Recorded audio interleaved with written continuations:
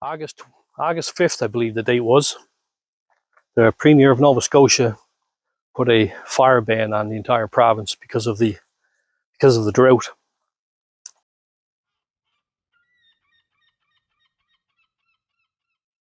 It is dry, and we have a lot of natural resources on this island, right through Nova Scotia. So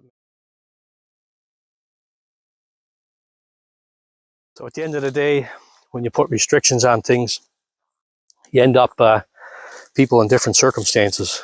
Hikers, campers, people who enjoy the outdoors, having fires, even hunters, including people who cut firewood for a living.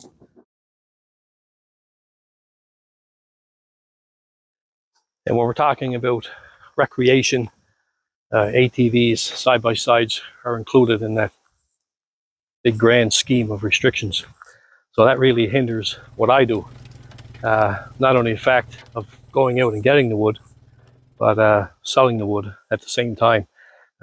With the fire restrictions in place, nobody's going to buy my wood from my bins. So it basically leaves me dead in the water on both sides of the story, because not only can I not sell my wood to people to have a campfire, I can't go cut it. Just not allowed in the woods.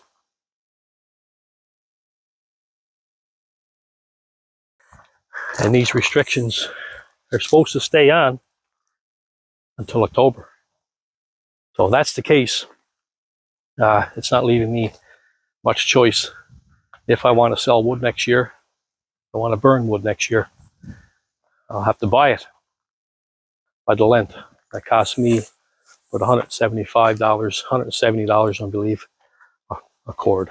So, and for me to go cut the wood, bring it out myself, not including my time, I could probably do it for $30. So it's a big difference. That really going to hit the pocketbook.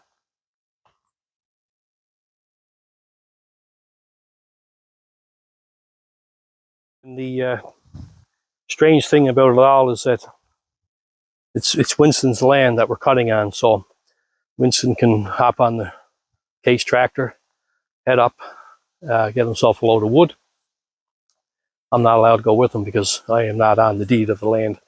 I'm not the landowner, so that makes everything different in the eyes of the DNR, Department of Natural Resources.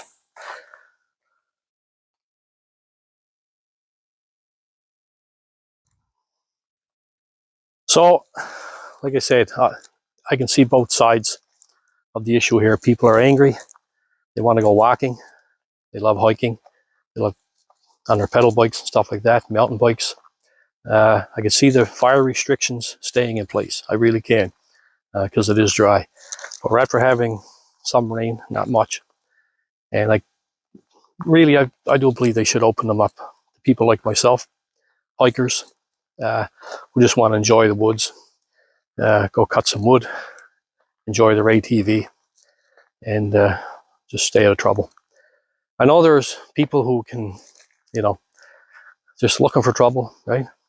Light up a cigarette, flick it into the bushes without putting it out, that sort of thing. It happens. That's what ruins are for everybody.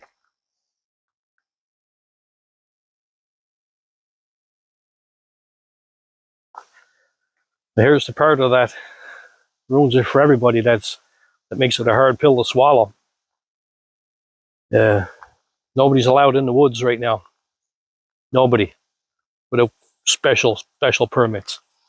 The trails are closed. You're not allowed on the trails. Fires are restricted to 0. Not allowed to have fires.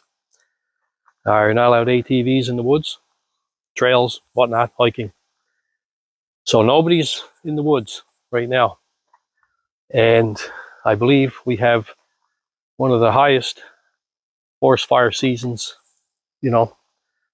right across the provinces, New Brunswick, Newfoundland, not sure about Prince Edward Island, and Nova Scotia. So if nobody's allowed in the woods, who's starting all these fires, right? I believe if we were in the woods, behaving ourselves, these guys that are in there creating these problems, they wouldn't be around, or we'd see them and catch them. We'd have a name to put to these issues. Seems like I'm flipping and flopping. I agree, I disagree, and that's just how I feel. I agree and I disagree. It's like I say, it's a hard pill to swallow. But $25,000. If I go up right now and cut wood on Winston's land, the DNR shows up, I'm issued a ticket on the spot for $25,000, and by the time I get to court, it'd be close to $30,000.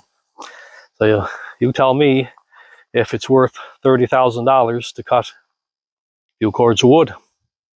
I don't think so.